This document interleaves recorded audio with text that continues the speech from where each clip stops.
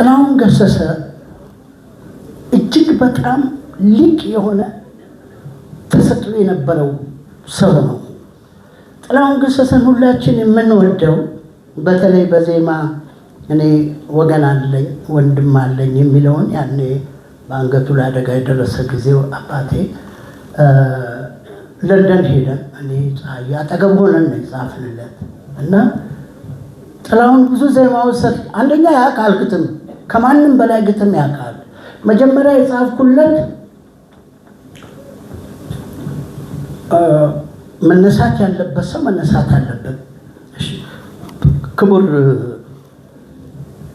ሼክ ሁሴን መሐመድ አላሙዲ ነበር የሚያሳክሙትና እስቲ አጠገቡ ሁኑና አንተም ዜማ ምናምን ግጥም ሞክር እናንተም እስቲ አስታሙት ብለው እኔ ፀሐይን አርቲስቶችን ሰብሰብ አድርገው እዛ ውስጥ አጠገቡ ነበር እና መጀመሪያ የጻፍኩለት እስቲ አንድ ግጥም ጻፍለት ለዚህ ሰውዬ ብለው ሲሉ ምን ብዬ ነው የምጽፈው የሚለውን ሰምተህ ጻፍለታ እሱ እኮ ሆዲፍጆ ነው የምለው ሲል ሆዲፍጆ ብለህ ጻፍለታ አሉ ሰውዬው። ትልቁ ነገር ሆዲፍጆ የሚለውን ቃል በግጥም አድርጎ ለማምጣት የወሰድኩት ጊዜ ነው በጣም ከባዱ እና መጀመሪያ ላይ እንጃ ምን እንደሆነ እኔም ግራ ገባኝ። ምን ትሉኝ ምን ልበል እንዲያው ብቻ ከፋኝ። ቆስቁሼ መንደዴ ለማንም ካልበጀው እስቲ እናንተም ተውኝ ሁሉንም ሆዲፍጆ የሚል ግጥም ነው የሰጠሁት።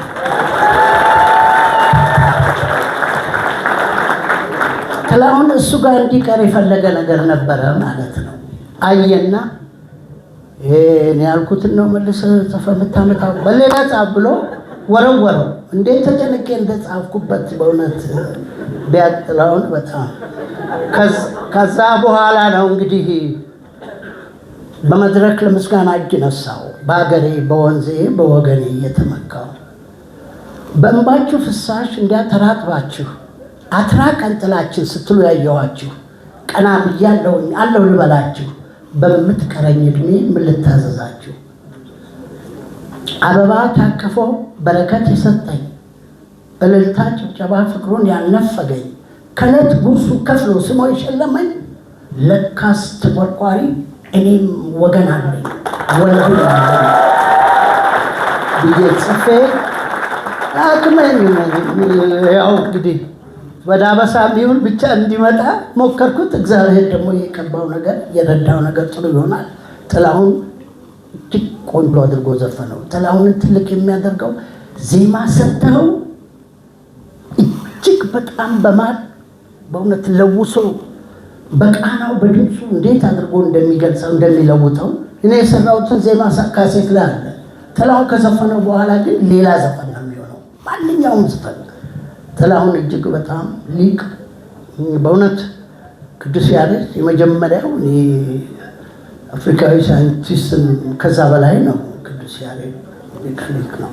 ግን ጥላሁን ገሰሰ ደግሞ ዜማን እንዴት አድርጎ እንደሚያዋዛ እንዴት እንደሚያሳምረው ሳይ ጥላሁን እግዚአብሔር በእግዚአብሔር ቀኝ በለመለመ መስክ ነፍሱን ያሳርፈው። ሁልጊዜ ወደዋለሁ አከብረዋለሁ።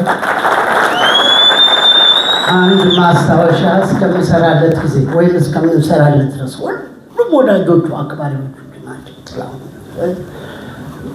መልካም ተሰው ብዙ አታናግረኝ አያልቅም።